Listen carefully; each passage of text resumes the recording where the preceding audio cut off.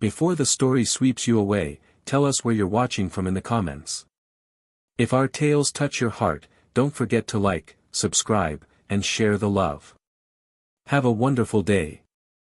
Enjoy the story. The steady click of Jade Harper's heels echoed through the marble-floored corridor of Reed Ventures' executive floor at 7:15 a.m. The office remained eerily quiet, just as she preferred it. These early morning moments, before the chaos of the day began, were her sanctuary, a time when she could focus without the weight of judgmental stares or whispered comments about how she'd managed to secure her position as executive assistant to Julian Reed himself. The answer was simple: pure, unrelenting determination, the same determination that had carried her from a modest home in Brooklyn to graduating summa cum laude from Columbia and finally landing this coveted position at one of New York's most prestigious corporations. At 25, Jade had learned early that the world wouldn't hand her anything, especially not as a black woman in corporate America. She settled at her desk, immediately pulling up Julian's schedule for the day. The morning light, streaming through the floor-to-ceiling windows, caught on her deep brown skin, warming her despite the office's perpetual chill. Today would be particularly challenging: 3 board meetings, 2 international video conferences, and a crucial contract negotiation that could make or break their expansion into the Asian market. The soft ding of the elevator announced his arrival, right on schedule. Julian Reed moved like a force of nature through the office, his presence commanding attention even in complete silence. At 34, he'd already built Reed Ventures into a global powerhouse, earning both respect and fear throughout the business world. His steel-gray eyes barely acknowledged her as he passed, his voice clipped and precise. Morning briefing. It wasn't a request. Jade gathered her tablet and followed him into his office, her stride matching his longer one with practiced ease. The Manhattan skyline provided a dramatic backdrop through the wall of windows behind his desk, the early morning sun casting long shadows across the minimalist space. The board meeting has been moved to 8:30 at Thompson's request, Jade began, her voice steady and professional. The latest projections for the Asian market expansion are ready for review, and legal has flagged several points in the contract that require your attention before this afternoon's negotiation. Julian's jaw tightened almost imperceptibly. Thompson's trying to throw me off balance. He's been pushing back ever since the merger announcement. He loosened his tie slightly, the only sign of frustration he ever allowed himself to show. What else? Your father called again. The temperature in the room seemed to drop 10 degrees. Julian's fingers stilled on his keyboard, his knuckles whitening slightly before he forced them to relax. Delete the message. He mentioned it was about your mother. I said delete it. His voice carried an edge that would have made most people flinch, but Jade had spent the last 2 years learning to read the currents beneath Julian's frozen exterior. The slight strain around his eyes told her more than his words ever could. Of course, Mr. Reed. She made a note on her tablet, keeping her expression neutral. Would you like me to stay late tonight to prepare for tomorrow's presentation? Something flickered across his face, surprise, perhaps, before the mask slid back into place. That won't be necessary. I'll handle it. But Jade knew better. She'd seen the mountain of work on his desk, the meetings that would consume his entire day. The presentation needed to be perfect, and Julian's perfectionism was legendary. He'd be here until midnight if left to his own devices. With all due respect, sir, the Asian market data needs to be completely restructured to address the board's concerns from last quarter. I've already started compiling the necessary information. She met his gaze steadily, professional but unwavering. It would be more efficient if I handled the initial draft. Julian studied her for a long moment, his expression unreadable. Most people wilted under that stare, but Jade had long since learned that backing down only earned his contempt.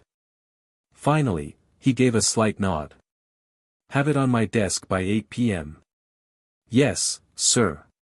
Jade turned to leave, but his voice stopped her at the door. Harper. She paused, looking back over her shoulder. Julian had already returned his attention to his computer screen, his voice distant. Good work on the Morrison account last week. The client specifically mentioned your handling of the situation. The praise, rare as a summer snow, caught her off guard. Thank you, Mr. Reed. Outside his office, Jade released a breath she hadn't realized she'd been holding. In 2 years, she could count on one hand the number of times Julian Reed had offered direct praise. The man approached emotions the way he approached business deals, with careful calculation and iron control. The day unfolded like a carefully choreographed dance. Jade moved between meetings and calls, anticipating needs before they arose, smoothing ruffled feathers, and keeping the machine of Reed Ventures running with precision.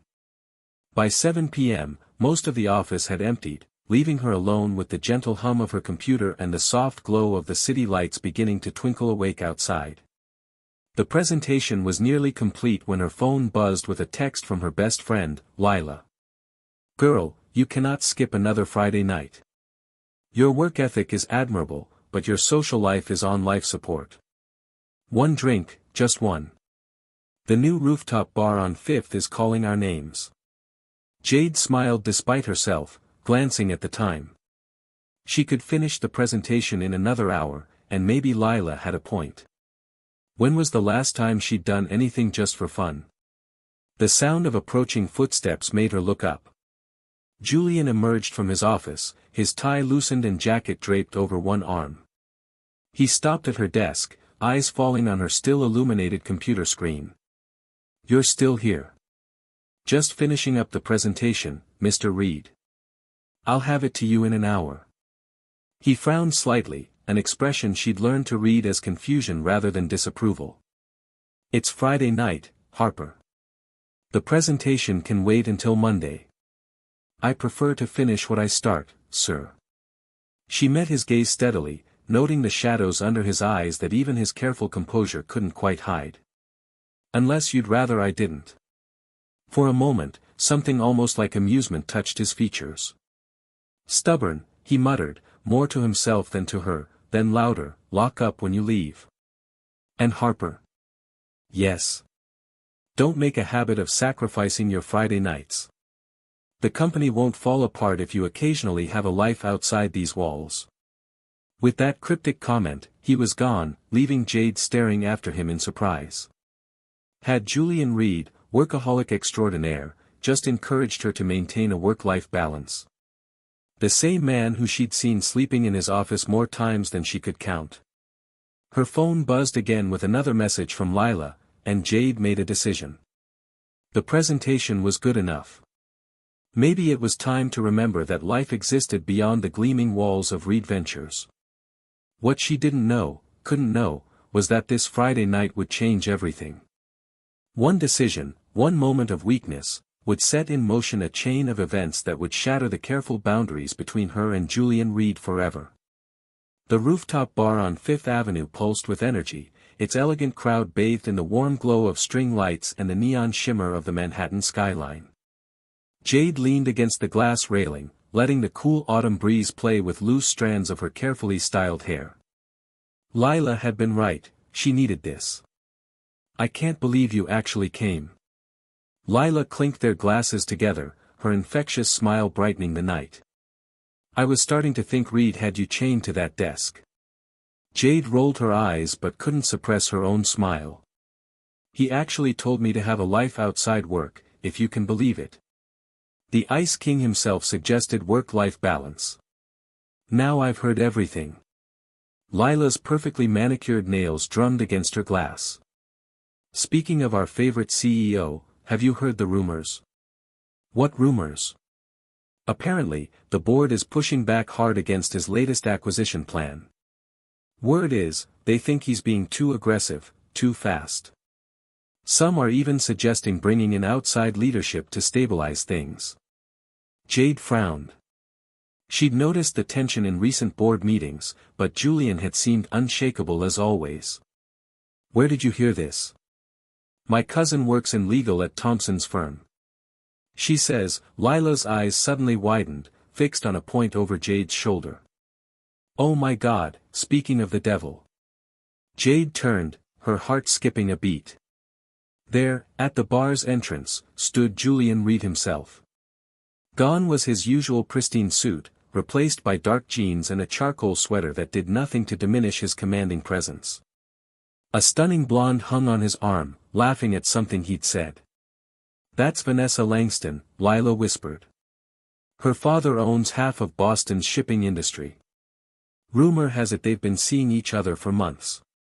Jade forced herself to look away, ignoring the inexplicable twist in her stomach. "It's none of our business," says the woman who probably knows more about his life than his own mother. Lila's teasing smile faded as she studied Jade's face. "Wait, don't tell me, don't even finish that thought." Jade drained her glass, the alcohol burning pleasantly warm in her chest. "He's my boss, nothing more." The night progressed, and Jade managed to forget about Julian's presence, mostly. She danced with Lila, laughed with old college friends who joined them, and steadfastly avoided looking in his direction. But as midnight approached and the crowd thinned, she found herself alone at the bar, waiting for one last drink before calling it a night. "Bourbon, neat," a familiar voice ordered beside her, "and another of whatever she's having." Jade stiffened, not turning. "Mr. Reed. I think after hours you can call me Julian." He settled onto the bar stool next to her, his presence overwhelming in the intimate space. "Enjoying your Friday night?" "Yes, thank you." She finally looked at him, noting the slight flush in his cheeks that suggested he'd been drinking. "Though I'm surprised to see you here. I thought this wasn't your usual scene." Something darkened in his expression. Vanessa insisted. "She's currently networking with half of Manhattan's elite." His tone carried a bitterness she'd never heard before. The bartender placed their drinks before them, and Jade wrapped her fingers around her glass, desperate for something to do with her hands. "Trouble in paradise?" Julian's laugh was sharp and humorless. "Paradise? More like a carefully orchestrated business arrangement. Her father's shipping empire would be a valuable addition to Reed Ventures' portfolio." He took a long drink. "The board would certainly approve." "Is that all relationships are to you? Business arrangements?" The words slipped out before she could stop them, sharper than intended. Julian turned to face her fully, his gray eyes intense in the dim light. "Isn't that all they ever are? People wanting something from each other, making deals, negotiating terms." His voice dropped lower, almost intimate. "At least in business, the terms are clear." Jade should have walked away, should have made her excuses and called a car. Instead, she found herself drawn into his gravity, challenging him as she never would have dared in the office. "That's a cynical way to view the world. It's realistic." His eyes traced her face, lingering on her lips. "Everyone wants something, Jade. The trick is figuring out what." Her name on his lips sent a shiver down her spine. "And what do you want?" The question hung between them, charged with possibility. Julian's hand moved to her knee, his touch burning through the fabric of her dress. Right now, his voice was rough, to forget about business deals and board meetings and expectations. "To do something purely because I want to." Warning bells screamed in Jade's mind, but the alcohol and the late hour had softened her usual sharp edges. When Julian stood and held out his hand, she took it. The ride to his penthouse passed in a blur of heated looks and electric silence. In the elevator, he pressed her against the wall, his kiss desperate and demanding. Jade knew this was a mistake, knew it would complicate everything, but in that moment, she didn't care. His apartment was exactly as she'd imagined, minimalist, expensive, with floor-to-ceiling windows overlooking the city. But she barely had time to take it in before Julian's lips found hers again, his hands tangling in her hair. They came together like a storm breaking, all the tension of the past 2 years exploding into passionate need. Julian's controlled facade cracked, revealing something raw and hungry beneath. When he whispered her name against her skin, it sounded like a prayer. Later, as the first hints of dawn painted the sky in shades of pink and gold, reality began to seep back in. Jade lay awake, watching Julian's sleeping form beside her. In sleep, the hard lines of his face softened, making him look younger, almost vulnerable. This changed everything. Come Monday, they would have to face what they'd done, have to navigate the complicated waters of their professional relationship with this new weight between them. Silently, Jade slipped from the bed and gathered her clothes. As she dressed, her eyes fell on a framed photo she'd never seen before, a young Julian with a woman who had to be his mother, both smiling in a way she'd never seen him smile before. The sight made her chest ache. This glimpse of his private world, of the man behind the carefully constructed walls, made what she had to do even harder. She left before he woke, the morning air crisp against her flushed skin. In the taxi home, she pushed away thoughts of his touch, his taste, the way he looked at her as if she was something precious and rare. This was a one-time mistake, nothing more. She would not let one night of weakness destroy everything she'd worked so hard to build. But as she stepped into her apartment, her phone buzzed with a text. "Julian, we need to talk." Jade stared at the message until her vision blurred, knowing that no matter what happened next, nothing would ever be the same. Monday morning arrived with the subtlety of a sledgehammer. Jade had spent the weekend alternating between ignoring Julian's messages and drafting resignation letters she'd never send. But as the elevator carried her toward the executive floor, she knew running away wasn't an option. She'd worked too hard to let one night derail her career.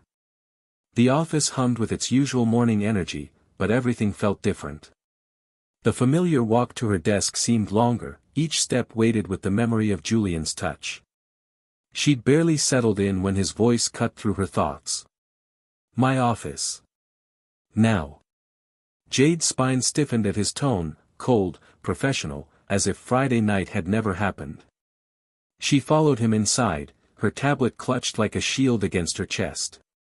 The morning sun streaming through the windows felt too bright, too exposing. Julian stood behind his desk, his posture rigid. "You ignored my messages. I thought it would be better to discuss this in person, Mr. Reed." "Don't." He cut her off, running a hand through his perfectly styled hair. "Don't pretend this is just another business meeting. What would you prefer? That we discuss our personal choices during office hours? That we risk everything we've both worked for?" The words came out sharper than intended, weighted with fear and something deeper she refused to name. Julian moved around the desk, closing the distance between them. "You ran. I made a strategic retreat." Jade forced herself to meet his gaze. "What happened was a mistake. We both know that." Something flickered in his eyes, hurt, maybe, or anger. "A mistake," he repeated, the words flat. "Is that what you really think?" Before she could answer, a knock at the door made them both jump. Thompson, the head of the board, entered without waiting for a response, his shrewd eyes taking in their positions, a slight smirk playing at his lips. "Am I interrupting something?" "Not at all." Julian's mask slid seamlessly back into place. "Harper was just updating me on the Asian market presentation." "Ah, yes, about that." Thompson's smile didn't reach his eyes. "The board has some concerns about the expansion timeline. We'd like to schedule an emergency meeting for this afternoon." Jade watched the muscle in Julian's jaw tighten. "Schedule it," he said dismissively, already turning back to his computer. But Thompson lingered. "We're also curious about your recent personal choices, Julian. That scene at the rooftop bar on Friday, Vanessa Langston was quite upset. The temperature in the room seemed to drop." Jade's heart hammered against her ribs as Julian slowly looked up. "My personal life is not the board's concern. Everything about Reed Ventures is the board's concern." Thompson's voice hardened. "Your father built this company on relationships and stability. Your recent behavior suggests you might need guidance in maintaining both." The mention of his father hit like a physical blow. Julian's hands clenched on the desk, his knuckles white. "Is that a threat, Edward? Consider it friendly advice." Thompson's eyes slid to Jade. "But we wouldn't want anything to damage the company's reputation, would we?" After he left, the silence stretched thick and heavy between them. Jade's mind raced, connecting dots she'd been too distracted to see before. Vanessa Langston, she said quietly. The board arranged that match, didn't they? Julian's laugh was bitter. My father's last gift before he walked out, a network of powerful connections who think they own me. He turned to the windows, his reflection fractured in the glass. The Langston merger would stabilize our position in the Northeast. The board sees Vanessa as the perfect CEO's wife, well-connected, socially adept, malleable. And what do you see? He turned back to her, his eyes intense. I see politics and power plays. I see my father's shadow still controlling my life. His voice dropped lower. But when I'm with you, I see something real, something that's mine, not theirs. The word sent warmth blooming in her chest, but Jade forced it down. We can't, she whispered. There's too much at stake. There's always too much at stake. Julian moved closer, close enough that she could smell his cologne, feel the heat radiating from his body. For once in my life, I want to choose something for myself. The door opened again before she could respond. Lila burst in, her face pale. Jade, you need to see this. She thrust her phone forward, open to a gossip blog. There, in grainy but unmistakable detail, was a photo of Jade and Julian entering his building Friday night. The headline screamed, Reed Ventures CEO's late-night rendezvous with employee, scandal brewing. The blood drained from Jade's face. She looked up to find Julian already on the phone, his voice clipped and cold as he barked orders to his PR team. But it was the look in his eyes that scared her most, not anger or fear, but a calculating determination she recognized from countless business deals. He was already strategizing, planning damage control. And somehow, Jade knew that whatever solution he crafted would protect the company first, regardless of the personal cost to either of them. As if confirming her fears, her phone buzzed with a meeting invitation, Board of Directors, 2 p.m. subject, Personnel and Policy Review. The carefully constructed walls between their professional and personal lives were crumbling, and Jade had a sinking feeling that this was only the beginning. What she didn't know, couldn't know, was that in her body, a tiny spark of life had already taken hold, about to complicate everything even further. The boardroom felt like a courtroom, its mahogany walls closing in as 13 pairs of eyes scrutinized Jade. She sat straight-backed in her chair, refusing to show weakness despite the wave of nausea that had been plaguing her all morning, whether from stress or that questionable breakfast decision. She couldn't afford to appear anything less than composed. Julian sat at the head of the table, his expression carved from stone. The morning's gossip blog had exploded across social media, spawning dozens of speculative articles about their relationship. The PR team had been in crisis mode for hours, but the damage was spreading like wildfire. Now, this is precisely the kind of scandal we don't need, Thompson's voice cut through the tension, especially not with the Asian market deal hanging in the balance. Our partners in Seoul are already expressing concerns about stability and leadership. The photo shows nothing inappropriate, Julian stated flatly. 2 employees working late. Any other interpretation is pure speculation. An older board member, Eleanor Grant, cleared her throat. And Miss Langston's rather public accusations? She's been quite vocal about your behavior at the rooftop bar. Jade's stomach churned again. She hadn't seen Vanessa's social media posts, but Lila had filled her in, a string of not-so-subtle tweets about betrayal and office affairs. My personal life is not up for discussion, Julian's tone could have frozen hell itself. We're here to discuss the Asian market expansion. On the contrary, Thompson leaned forward, his smile predatory, your personal choices directly impact this company's reputation. Your father understood that. My father, Julian cut in, his voice deadly quiet, is not in this room. The tension crackled like electricity. Jade pressed her hand against her stomach, willing the nausea to subside. The room felt too warm, too bright. Perhaps, Eleanor suggested smoothly, we should consider a temporary reassignment for Miss Harper to avoid any appearance of impropriety. No, Julian's response was immediate, absolute. Harper is essential to the Asian market negotiations. Her work on this project has been invaluable. Then you admit there's something to protect her from? Thompson pounced on the defensive tone. Jade stood abruptly, her chair scraping against the floor. "Excuse me," she managed before rushing from the room. She barely made it to the bathroom before emptying her stomach, her body shaking with the effort. When she emerged from the stall, Lila was waiting with a concerned expression and a bottle of water. "Girl, you look like death warmed over." "Thanks," Jade muttered, rinsing her mouth, just what every woman wants to hear. "I'm serious." Lila pressed a cool hand to her forehead. "You're not running a fever, but this is the third time this week you've gotten sick. Maybe you should see a doctor." "It's just stress." Jade straightened her blazer, checking her reflection. "Between the board meeting and the media circus, and the fact that you've been avoiding a certain CEO like he's carrying the plague." Lila raised an eyebrow. "You can't keep running forever, Jade. Watch me." But as they returned to the office, Jade found Julian waiting by her desk. His tie was slightly loosened, the only visible sign of the strain he was under. "My office," he said quietly. "Please." The "please" caught her off guard. In 2 years, she'd rarely heard him use the word. She followed him inside, noting how he closed the blinds before turning to face her. "Are you all right?"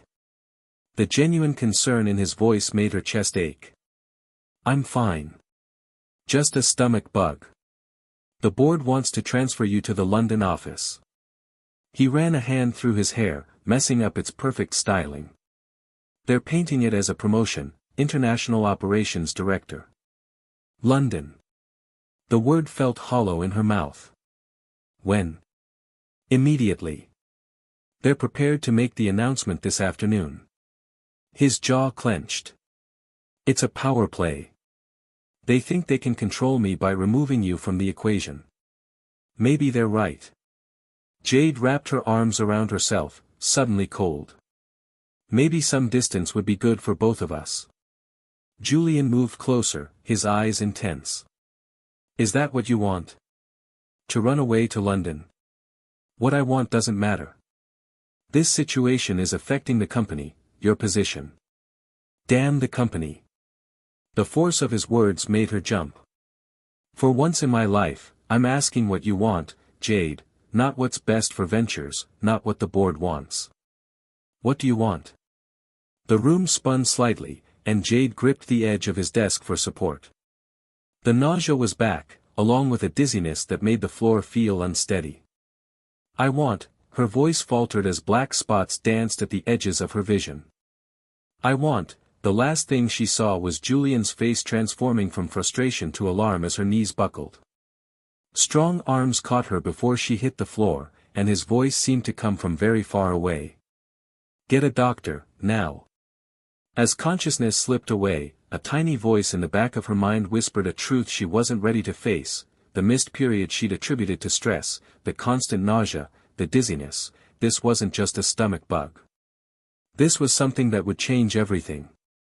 In the chaos that followed, Julian barking orders, Lila calling 911, the concerned murmurs of gathering employees, no one noticed Thompson watching from the doorway, a calculating smile playing at his lips.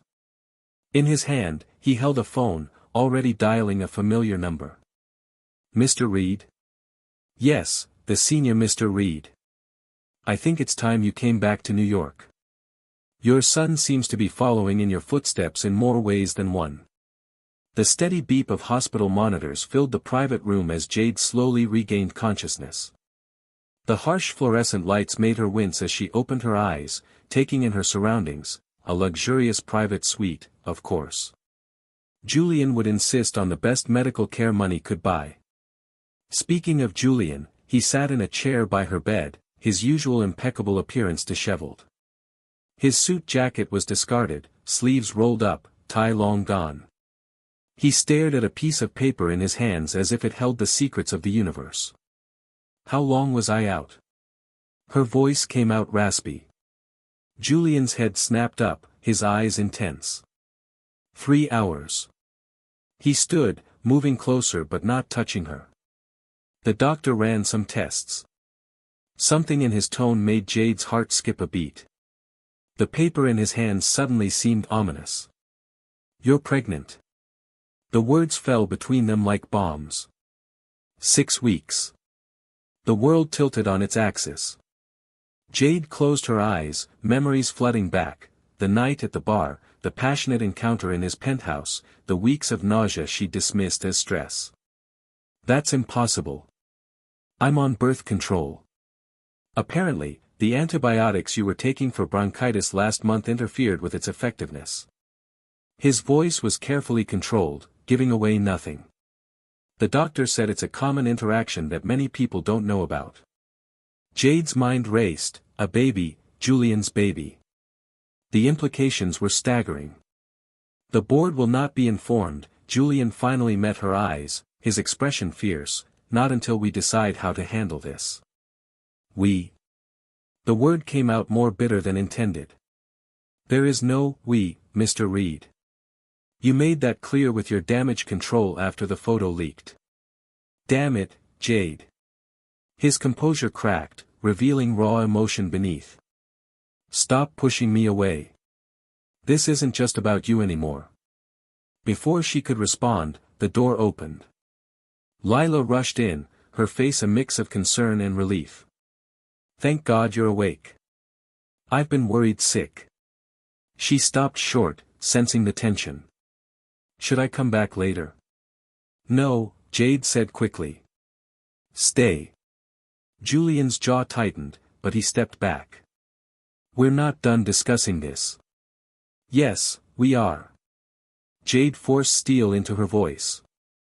"I'll submit my resignation tomorrow. The London position won't be necessary." "The hell you will." Julian moved closer, his voice dropping to a dangerous whisper. "You're carrying my child. You're not going anywhere." Lila gasped, her eyes widening. "You're pregnant." The door opened again before Jade could respond. A nurse entered, followed, to everyone's shock, by Thompson and an older man whose features eerily mirrored Julian's. Julian went completely still. "Father." Henry Reed Sr. surveyed the room with cold calculation, his presence as commanding as his son's. "I leave for a few years, and this is what becomes of my legacy. Secret affairs, illegitimate children." His disapproval cut like a knife. "Your mother would be ashamed. Don't you dare speak of her." Julian's voice shook with barely contained rage. "You lost that right when you abandoned her, abandoned us, for your 25-year-old secretary. Yet here you are, following in my footsteps." The elder Reed's gaze fell on Jade, dismissive and cruel. "Although at least I had the sense to keep my indiscretions out of the press." Lila stepped forward protectively. "You have no right." "I have every right." Henry's smile was cold. "As majority shareholder of Reed Ventures, I have the right to protect this company from my son's poor choices. The board has already voted. Julian will take a temporary leave of absence while we handle this situation." "Handle this situation?" Julian's laugh was harsh. "And how exactly do you plan to do that, Father? The same way you handled things with Clara?" The name seemed to strike a nerve. Henry's composed facade cracked slightly. "Clara was different." "Was she? Or was she just another inconvenient truth you paid to make disappear?" Julian moved to stand between his father and Jade's bed. "If you think you can buy your way out of this." "Oh, I'm done buying silence." Henry straightened his tie. "Miss Harper will be offered a very generous settlement package, enough to live comfortably anywhere in the world, far from New York, naturally. The child will want for nothing, provided she agrees to certain terms." Jade felt sick again, but not from morning sickness. "Get out." All eyes turned to her. She pushed herself up in the bed, ignoring the dizziness. "I don't want your money. I don't want your terms. And I certainly don't want your approval." "Miss Harper," Thompson started, but she cut him off. This child is not a problem to be solved. It's not a scandal to be managed. And it's certainly not a pawn in your twisted family power games. Her voice grew stronger with each word. So get out, all of you. Henry's face darkened. You clearly don't understand the forces you're dealing with, young lady. One phone call from me, and your career in this city is over. Then make the call. Jade met his gaze steadily. Because I'd rather work at a coffee shop for the rest of my life than let you anywhere near my child. The silence that followed was deafening. Julian stared at her with an expression she'd never seen before, something like awe mixed with another emotion she wasn't ready to name. This isn't over, Henry said finally, turning to leave. Julian, we'll discuss this tomorrow at the board meeting. No, Father, Julian's voice was quiet but firm, we won't. Because as of this moment, I resign as CEO of Reed Ventures. The room erupted in chaos. Thompson sputtered protests, Lila gasped, and Henry's face turned an alarming shade of red. But Julian's eyes never left Jade's. In that moment, something shifted between them, something fundamental and irreversible. This wasn't just about a one-night stand anymore. It wasn't about the company or the board or even their careers. This was about a child, their child, and the future they never expected to share. The news of Julian Reed's resignation exploded across the financial world like a nuclear bomb. Stock prices plummeted, investors panicked, and business networks ran endless speculation about the future of Reed Ventures. But in the quiet of Julian's penthouse, none of that seemed to matter. Jade stood by the floor-to-ceiling windows, watching the city lights flicker to life as dusk settled over Manhattan. The doctor had discharged her with strict orders to rest, but her mind wouldn't stop racing. Behind her, Julian paced the length of his living room, phone pressed to his ear. No, I don't care what the shareholders are saying, he snapped. The decision is final. He paused, listening, then, let them sell. I have enough personal shares to maintain control without the board support. Jade turned to study him. Gone was the polished CEO facade. His shirt was untucked, his hair mussed from running his fingers through it countless times. He looked younger somehow, more human. You shouldn't have done it, she said quietly after he hung up. Resigned, I mean. My father lost the right to dictate my life a long time ago. Julian moved to stand beside her, close enough that she could feel his warmth but not touching. I won't let him do to our child what he did to me. Our child. The word sent a shiver down her spine. And what was that? Julian was quiet for a long moment, staring out at the city. When I was 12, my mother got sick, cancer. My father couldn't handle it. Started staying late at the office, having affairs. One day, he just left, moved to Europe with his secretary, sent divorce papers through his lawyers. His voice turned bitter. He didn't even come back for my mother's funeral. Julian. Jade reached for his hand without thinking. He interlaced their fingers, holding on like she was an anchor in a storm. I swore I'd never be like him, built walls, kept everyone at a distance, focused on nothing but the company. He turned to face her, his eyes intense. Until you. Me. She tried to pull away, but he held firm. You challenged me, stood up to me, saw through every defense I put up. His free hand came up to cup her cheek. That night, it wasn't just about attraction. It was about finally feeling something real. The confession hung between them, heavy with implications. Jade's heart thundered in her chest. It's not that simple. Your whole life is that company. Was, he corrected. Things change. Priorities change. His hand drifted down to rest lightly on her still flat stomach. Everything changes. The tender gesture brought unexpected tears to her eyes. I'm scared, she admitted, voice barely a whisper. I know. He pulled her closer, wrapping her in his arms. Me too. The moment was interrupted by a sharp knock at the door. Julian tensed but didn't let go of her. "Come in." Lila burst in, clutching her tablet. "You both need to see this." She pulled up a news website, showing them the headline, "Reed Ventures Scandal Deepens, Sources Reveal CEO's Secret Half-Sister, Board Cover-Up." The article detailed how Henry Reed Sr. had fathered a child with an employee named Clara Kane 20 years ago. The board had orchestrated a massive payoff and relocation, but the woman had recently died, leaving behind evidence of the cover-up. "Clara," Jade breathed, remembering Julian's earlier words to his father. "You knew." "I found out after my mother died."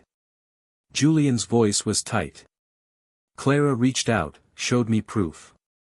She was dying of the same cancer that killed my mother, asked me to look out for her daughter, my sister." His laugh was hollow. "I've been trying to find her for years, but my father's people buried the trail too deep." Lila scrolled through the article. "According to this, her name is Sophie Kane. She's 22, lives in Boston. The press is having a field day with the parallel, both Reed men having secret children. This changes everything," Jade's mind raced. "The board can't touch us now, not without exposing their own involvement in covering up Sophie's existence." "No," Julian said slowly, a new determination in his voice, "this changes more than that. The company, the board, my father's whole legacy, it was built on lies and manipulation. It needs to be torn down and rebuilt from the ground up." He looked at Jade. "But I can't do it alone." "What are you saying?" "I'm saying I want you by my side, not as my assistant, not as the mother of my child, but as my partner in everything." His eyes blazed with intensity. "Help me make this right. Help me build something new, something our child can be proud of." The offer took her breath away. This wasn't just about their relationship or the baby anymore. This was about redemption, justice, and the chance to create real change. Before she could respond, her phone buzzed, a text from an unknown number. "Miss Harper, my name is Sophie Kane. We need to talk." Lila peered at the message. "Well, this just got even more interesting." Julian read the text over Jade's shoulder, his body tense with anticipation. "What do you want to do?" Jade looked up at him, seeing not the cold CEO she'd worked for or even the vulnerable man who'd held her that night, but someone new, someone fighting to be better, to do better, someone she could build a future with. "I think," she said carefully, "we should invite your sister for dinner." The smile that broke across Julian's face was like sunrise after a long night. He pulled her close, pressing a kiss to her forehead. "Together?" Jade nodded, feeling something settle in her chest, something that felt a lot like hope. "Together." Lila watched them with a knowing smile. "I'll handle the press for now. You two figure this out." She headed for the door, pausing with her hand on the knob. "Oh, and Julian, if you hurt her or that baby, I know where all the bodies are buried at Reed Ventures." After she left, Julian chuckled. "Remind me never to get on her bad side. She's just protective." Jade leaned into his embrace, suddenly exhausted. "It's been a long day." "Stay," he murmured into her hair. "Not just tonight, stay with me. Move in here. Let me take care of you both." The old Jade would have refused, would have insisted on maintaining her independence. But something had shifted. Sometimes strength meant knowing when to let someone in, when to share the burden. "Okay," she whispered, "but on one condition." "Name it." "We do this right, no more hiding, no more games. Whatever happens, with the company, with your father, with Sophie, we face it together." Julian tilted her chin up, his eyes full of an emotion that made her heart skip. "I promise," he said softly, and sealed it with a kiss that felt like coming home. The private dining room at Orium hummed with tension as Jade watched the door, her hand unconsciously resting on her stomach.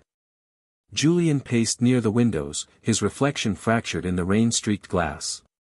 They'd chosen this restaurant for its discretion, no press, no prying eyes, just the neutral ground needed for a family reunion 22 years in the making.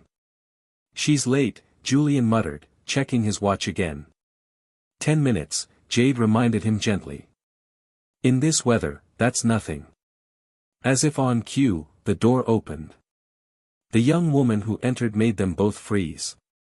Sophie Kane had Henry Reed's steel-gray eyes and Julian's sharp cheekbones, but her presence was entirely her own. She wore a simple black dress that screamed quiet confidence, her dark hair falling in waves around her shoulders. "Well," she said, her voice carrying a hint of a Boston accent, "I guess the family resemblance is hard to deny." Julian stepped forward, then stopped, seemingly unsure how to greet a sister he'd never met. Sophie solved the dilemma by extending her hand professionally. "Sophie Kane, though I suppose you already knew that." "Julian Reed." He shook her hand, studying her face. "You look like her, like Clara." Something flickered in Sophie's eyes. "Mom told me about you, you know. Said you were the only one who tried to help when she got sick. I wasn't fast enough." The regret in Julian's voice was raw. "By the time I found out. You were there for her funeral." Sophie sat down, her movements deliberate. "I saw you standing at the back. I wanted to approach you then, but Mom's lawyers advised against it, said the timing wasn't right." Jade moved to join them at the table, and Sophie's gaze shifted to her with interest. "And you must be the other scandal, the one that finally brought down Henry Reed's house of cards." "Jade Harper." She met Sophie's eyes steadily. "Though I prefer to think of myself as more than just a scandal." A smile tugged at Sophie's lips. "I like her," she told Julian. "She's got fire." Her expression turned serious. "But you should both know, you're in danger. Real danger." Julian leaned forward. "What do you mean?" "Your father, our father, he's been busy." Sophie pulled out her phone, sliding it across the table.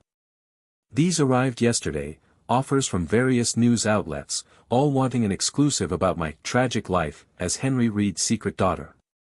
The money they're offering, it's life-changing." "He's trying to control the narrative," Jade realized, "get ahead of the story by having you tell it his way." "Smart girl." Sophie took a sip of water. "But that's not all. Mom left me everything, including proof of what really happened 22 years ago. It wasn't just about the affair or the cover-up. Henry Reed was embezzling millions through shell companies, using the payoffs to silence people like my mother as cover for bigger financial crimes." Julian's face darkened. "The Asian market expansion, that's why he came back when he did. He needs access to those new accounts." "Exactly. And now he's desperate. The board meeting tomorrow isn't just about damage control, it's about maintaining control of those financial channels before anyone can trace them." A waiter entered with their first course, forcing a pause in the conversation. Jade used the moment to study Sophie more closely. There was pain there, carefully hidden behind sharp intelligence and dry humor, but there was something else too, a determination that reminded her of Julian. "Why are you telling us this?" Julian asked after the waiter left. "You could take those interview offers, tell whatever story you want. Because Mom believed in justice, even when it cost her everything." Sophie's voice softened. "And because I've spent 22 years wondering about my brother, wondering if you were anything like him." "I'm not," Julian said firmly. "No," Sophie agreed, "you're not. Which is why I brought this." She reached into her bag and pulled out a USB drive. Everything Mom collected, bank records, emails, board meeting minutes dating back 2 decades. Enough evidence to not just remove Henry Reed from power, but to put him in prison. The implications hung heavy in the air. Julian stared at the drive like it might explode. Using this, it would destroy the company. Thousands of innocent employees would be affected. Then rebuild it, Sophie's eyes flashed. Turn Reed Ventures into something honorable, something worthy of your child. Jade felt Julian tense beside her. How did you? Please. Sophie rolled her eyes. I'm a pediatric resident. I recognized the signs the moment she walked in. Congratulations, by the way, I always wanted to be an aunt. The casual acceptance, the easy way she included herself in their future, brought unexpected tears to Jade's eyes. Damn hormones. Julian reached for the drive, but Sophie pulled it back slightly. Before you take this, you need to understand something. Henry Reed won't go down quietly. He's already made moves to freeze your assets, and Thompson is helping him prepare legal challenges to your control of the company. They'll come after everything, and everyone, you care about. Let them try. Julian's voice was steel. I've spent my whole life trying not to be like him. Maybe it's time I used what he taught me against him. Not alone, Jade said firmly, taking his hand. No, Sophie agreed, finally releasing the drive, not alone. As if to punctuate her words, both Julian and Jade's phones buzzed simultaneously. Lila had sent the same urgent message to both of them, emergency board meeting moved up to tonight. Henry Reed claiming evidence of financial misconduct.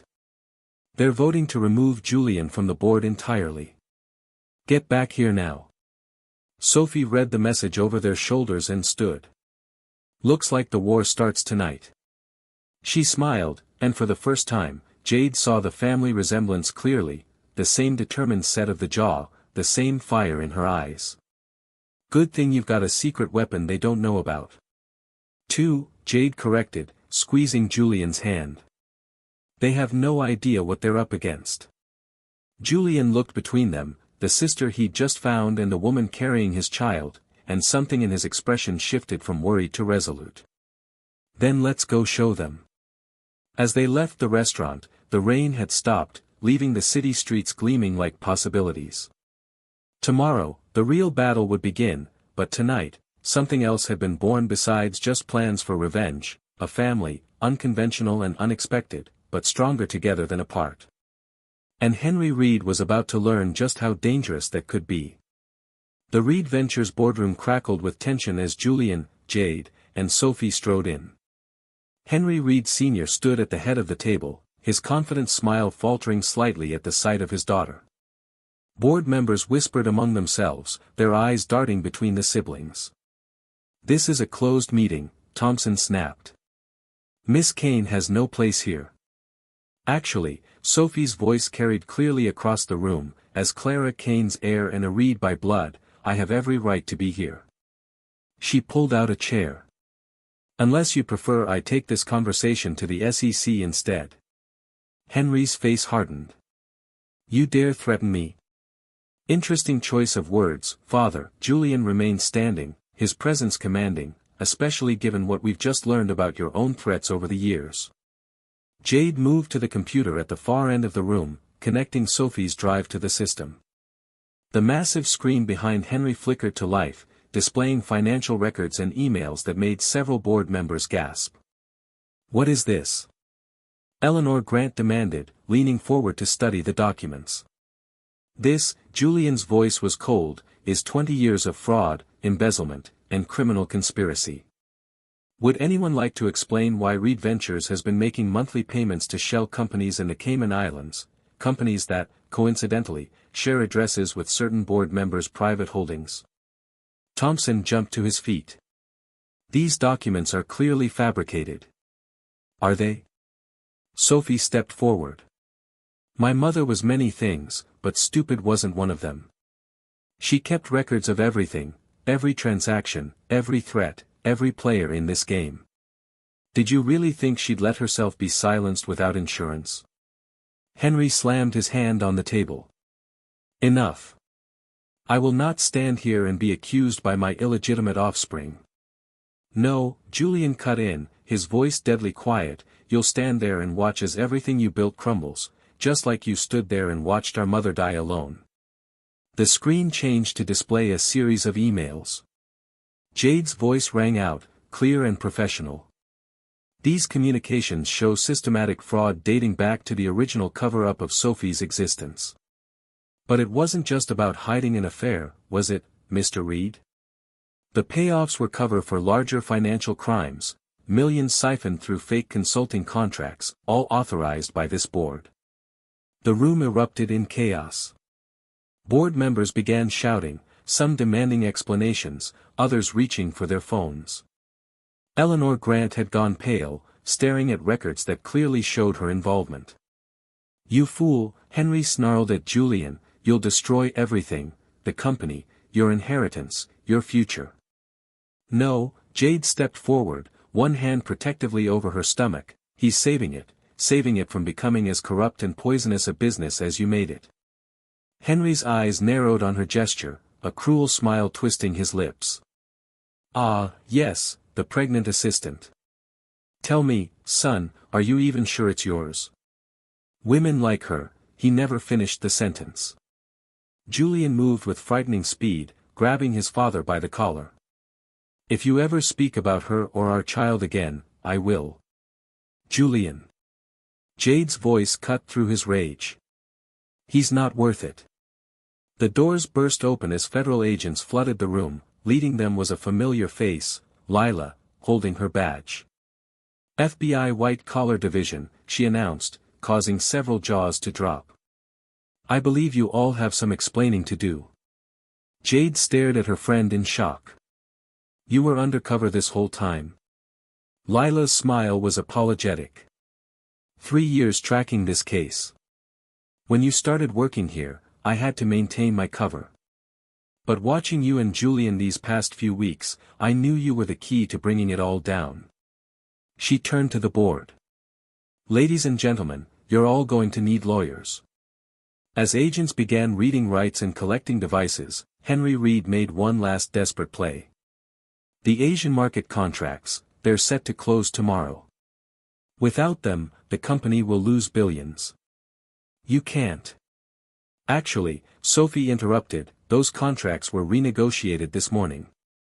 The Korean executives were quite interested in dealing with new leadership untainted by scandal." She smiled sweetly. "It seems your old contacts weren't as loyal as you thought." Thompson, being led away in handcuffs, turned back. "Julian, be reasonable. We can make a deal." "The only deal," Julian said firmly, "will be with the prosecutors. The truth comes out, all of it." As the room cleared, leaving only Julian, Jade, Sophie, and Lila, the weight of what they'd done began to sink in, years of corruption exposed, lives and careers destroyed, a family legacy forever altered. "What happens now?" Jade asked softly.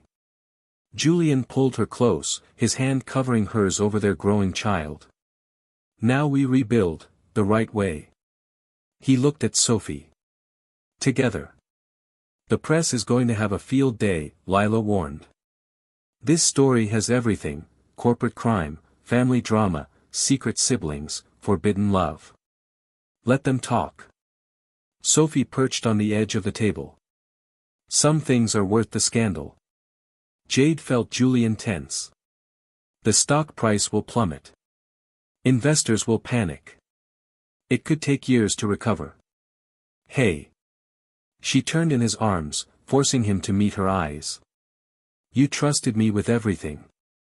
Then trust that we can build something better, something our child will be proud of."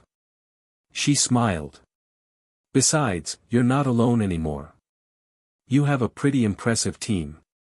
"Speaking of teams," Lila interrupted, checking her phone, "the FBI just froze all of Henry's personal accounts. His overseas assets are next. He won't be able to retaliate." Relief washed over Julian's face, decades of tension finally easing. He looked around the room, at the sister he'd found, the friend who'd helped bring justice, and the woman who'd changed everything. His voice, when he spoke, was thick with emotion. "Thank you, all of you." Sophie stood, straightening her dress. "Save the thanks for later, big brother. Right now, we have a company to save and a family to build." She grinned. "And I, for one, can't wait to spoil my future niece or nephew." As they left the boardroom together, the city lights sparkled beyond the windows like stars aligning. The road ahead would be challenging, but for the first time in his life, Julian Reed wasn't walking it alone, and that made all the difference. 3 months after Henry Reed's arrest, Jade stood in Julian's penthouse bathroom, staring at her reflection. Her hand traced the slight curve of her belly, now visible beneath her fitted dress. The morning sickness had finally subsided, replaced by a strange mix of excitement and anxiety about the future. The media frenzy hadn't died down entirely, but it had shifted. What began as a scandal had evolved into something of a corporate fairy tale, the corrupt empire brought down by love, truth, and family loyalty. The stock price was slowly recovering, investors reassured by the transparency of the new leadership team. "You're going to be late," Julian called from the bedroom. "I'm not sure I should go at all." Jade adjusted her dress again. "Maybe it's too soon." Julian appeared in the doorway, looking devastatingly handsome in his charcoal suit. The past months had changed him, softened some edges while sharpening others. He'd stopped slicking back his hair, letting it fall in a more natural style that made him look younger, more approachable. "It's your first board meeting as Chief Operating Officer," he reminded her gently. "You earned this. Through nepotism." The fear that had been gnawing at her finally surfaced. "That's what everyone's thinking," the pregnant girlfriend promoted to avoid scandal. "No, through years of brilliant work, proven leadership, and the trust of our major investors." His reflection met hers in the mirror. "The board voted unanimously, Jade, even the new members we didn't choose." Before she could respond, the elevator chimed. Sophie breezed in, carrying coffee for herself and herbal tea for Jade. In the month since the takeover, she'd become a regular fixture in their lives, splitting her time between her residency in Boston and her new role as a board member in New York. "Ready for the big day, sis?" She handed Jade the tea. "Don't worry, it's ginger, good for the baby and your nerves." "Thanks." Jade took a sip, grateful for the warmth. "How can you be so calm? The press is camped outside." "Oh, please." Sophie perched on the edge of the marble counter. "After everything that's happened, a few photographers are nothing. Besides, they're going to love the story we're giving them today." She was right. Today's board meeting would announce more than just Jade's promotion. They were unveiling a complete restructuring of Reed Ventures, new ethical guidelines, transparent governance, and a foundation dedicated to supporting children of workplace harassment and discrimination. Lila called, Sophie continued. "The sentencing hearing is set for next month. The prosecutors are pushing for maximum penalties." Julian's jaw tightened. Despite everything, hearing about his father's legal troubles still affected him. Jade reached back, taking his hand. "We don't have to attend," she said softly. "Yes, we do." His voice was firm. "For Clara, for everyone he hurt." He pressed a kiss to her temple. "But first, we have a company to run." The ride to the office was surprisingly peaceful. Jade sat between Julian and Sophie in the back of the town car, watching the city scroll past. So much had changed in such a short time, yet some things felt more certain than ever. The elevator opened directly into the executive floor, now transformed from its former cold minimalism. Fresh flowers brightened the space, and the walls displayed local artists' work, a touch Sophie had insisted on. Employee photos lined the hallway, faces of the people who had chosen to stay and help rebuild. Miss Harper. Miles, one of the junior analysts, hurried over with a tablet. "The quarterly projections you requested. And congratulations on the promotion." His genuine enthusiasm made Jade smile. This was why they'd fought so hard, not just for justice or revenge, but for the people who depended on Reed Ventures for their livelihoods. The boardroom had changed too. The imposing dark wood had been replaced with warm cherry, the space designed to encourage collaboration rather than intimidation.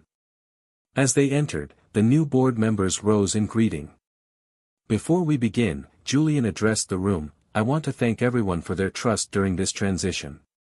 What we're building here is more than just a company, it's a legacy of integrity, one that future generations can be proud of." His hand found Jade's under the table. Speaking of which. Jade stood, heart racing but voice steady. We have an additional announcement. She smiled at Julian.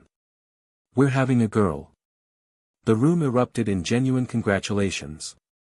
Sophie wiped away what she would later deny were tears, while board members shared knowing looks. They'd all seen the changes in Julian since Jade had come into his life, the warmth beneath the former Ice King's exterior. As the meeting progressed, Jade felt a familiar flutter in her belly, their daughter already making her presence known. She placed her hand there, remembering the first ultrasound, how Julian had gripped her hand so tight when they heard the heartbeat. A text from Lila lit up her phone. Just heard from my contacts, Henry's trying to make a deal. Too late for him, but he's offering information on other corporate criminals. Justice comes in unexpected ways. Proud of you, girl. Looking around the room, at Julian leading with passion instead of cold calculation, at Sophie contributing her fresh perspective, at the diverse faces of their new board, Jade felt something settle in her chest. This was what healing looked like. This was what family could be. The meeting ended with unanimous approval of their new initiatives. As people filed out, Julian pulled Jade aside. There's something I need to ask you, he said quietly, something I've been waiting for the right moment to. A commotion outside cut him off. Through the glass walls, they could see security confronting someone, Vanessa Langston, looking desperate and disheveled. She's been calling my office all week, Sophie murmured, joining them. Apparently, her father's company is struggling since cutting ties with Reed Ventures. She wants to negotiate a new deal. Julian's expression darkened, but Jade squeezed his hand. Hey, this isn't your father's company anymore. We can handle this with compassion.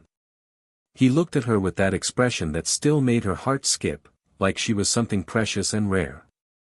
Have dinner with me tonight, he said suddenly. Just us. There's something important we need to discuss. The intensity in his eyes made her pulse quicken. Okay. Sophie smirked knowingly. I'll handle Langston. You two handle whatever this is. She headed for the door, then turned back. Oh, and Julian, don't mess this up. As their laughter faded down the hallway, Jade caught their reflection in the boardroom windows, Julian's arm around her, her hand on their growing daughter, the city spread out before them like a promise. The past couldn't be changed, but the future was theirs to write. The late summer sunset painted Manhattan's skyline in shades of gold and rose as Jade followed Julian up the familiar path in Central Park. At 7 months pregnant, she traded her usual heels for comfortable flats, but she still moved with the same grace that had first caught his attention years ago. Are you going to tell me where we're going? She asked, noting how he kept checking his phone. Almost there. Julian guided her around a bend in the path, and Jade stopped short. The bow bridge had been transformed, thousands of tiny lights twinkled in the gathering dusk, reflecting off the water below. White roses and lilies lined the railings, their sweet scent carrying on the evening breeze. But it was the people waiting that brought tears to her eyes. Sophie stood at the center of the bridge, elegant in a deep blue dress, Lila beside her, both women beaming. Even Miles from the office was there, holding what looked suspiciously like a camera. Julian, Jade turned to find him already on one knee, holding a small velvet box. 2 years ago, he began, his voice rough with emotion, you walked into my office and challenged everything I thought I knew about myself. 1 year ago, you showed me what real strength looks like by standing up to my father. 6 months ago, you helped me build something better than I ever imagined possible. His hands trembled slightly as he opened the box, revealing a stunning emerald ring. But every day, you do something even more extraordinary, you make me want to be worthy of the love you've given me. Jade's vision blurred with tears as he continued. I used to think vulnerability was weakness, that keeping people at a distance meant staying in control. Then you came along with your brilliant mind and fearless heart and showed me that real strength comes from letting people in. He took her hand, his thumb brushing over her knuckles. You and our daughter are the best things that ever happened to me. So I'm asking, will you marry me? Will you help me build not just a better company, but a better life? Say yes already. Sophie called out, making everyone laugh through their tears. Jade pulled Julian to his feet, cupping his face in her hands. Yes, she whispered. Of course, yes. The kiss they shared was interrupted by their daughter kicking, making them both laugh. Julian placed his hand on her belly, his touch reverent. I think she approves. Speaking of approval, Lila stepped forward. There's someone else who wanted to be here for this. She nodded toward the other end of the bridge, where an elegant older woman in a wheelchair was being pushed forward by a nurse. Julian went completely still. Mom. His voice cracked. But they said. The cancer was in remission 6 months ago, Sophie finished, moving to hug him. I've been coordinating with her doctors in Switzerland. She's well enough to travel now, and she wanted to be here for this. Julian moved as if in a dream, dropping to his knees beside his mother's wheelchair. Margaret Reed's face was thin but radiant as she cupped her son's cheek. My boy, she said softly, you look so happy. Why didn't you tell me you were better? Julian's voice was thick with emotion. Because you needed to make these changes for yourself, not for me. Margaret turned her warm gaze to Jade. Come here, dear. Let me see the woman who helped my son find his heart again. As Jade approached, Margaret took both their hands in hers. When Henry left, she said quietly, I feared what it would do to Julian, watched him build walls so high I thought no one would ever break through. She smiled at Jade. Thank you for proving me wrong. Their moment was interrupted by the sound of cameras clicking. Miles grinned apologetically. Sorry, but the PR team said we needed photos for tomorrow's announcement. Announcement? Jade looked at Julian questioningly. The press has been speculating about changes in company leadership, he explained. Tomorrow, we announce the truth, that Reed Ventures is becoming Reed and Harper Holdings. Equal partners, equal ownership. He squeezed her hand. Everything we build together. Lila cleared her throat. And on that note, I have some news too. The prosecutors reached a final deal with Henry. He'll serve 15 years, and his testimony has already led to 3 other major corporate fraud arrests. He sent this. Margaret added softly, pulling out an envelope. It's up to you whether you read it. Julian stared at the letter, his father's handwriting clearly visible on the front. Finally, he shook his head. Some bridges can't be rebuilt. But that doesn't mean we can't build new ones. As if to emphasize his point, their gathered loved ones began stringing more lights across the bridge. The setting sun transformed the water below into liquid fire, and somewhere in the distance, a violin began to play. Dance with me. Julian pulled Jade close, mindful of her belly. Practice for our wedding. As they swayed together, Jade caught glimpses of their future in the faces around them, Sophie showing Margaret ultrasound photos, Lila coordinating with the PR team, their company employees who had become like family, all the pieces of a life she never expected but now couldn't imagine living without. What are you thinking? Julian murmured against her hair. That sometimes the best things in life are the ones we don't plan for. She looked up at him, seeing not the Ice King she'd first met, but the man she'd always known he could be. That love isn't a weakness or a liability, it's the strongest foundation we could build on. Speaking of building, he smiled, his hand resting where their daughter kicked again, we should discuss names. I was thinking Clara Margaret Reed Harper. Jade saw Sophie's head snap up, tears filling her eyes as she realized the tribute to her mother. Margaret pressed a hand to her heart, overwhelmed by the inclusion of her name. Perfect, Jade whispered, standing on tiptoe to kiss him. Absolutely perfect. As night fell over New York City, the bridge glowed like a beacon of hope. Below them, the water carried away the last shadows of the past, leaving only the promise of tomorrow. And in the gentle summer breeze, surrounded by the family they'd chosen and the love they'd fought for, Jade and Julian began writing the next chapter of their story together. After all, The greatest destinies aren't the ones we're born into, but the ones we dare to create for ourselves. After following Jade and Julian's intense journey, where love, power, redemption, and family intertwine, reflect, if you were in Jade's shoes, would you have the same courage to stand up to a corporate empire for love and justice, or would you have chosen the safer path, accepting Henry Reed's offer to step aside with generous financial compensation? Think about the consequences that each choice would bring, not only to your life, but to everyone around you, including a child on the way.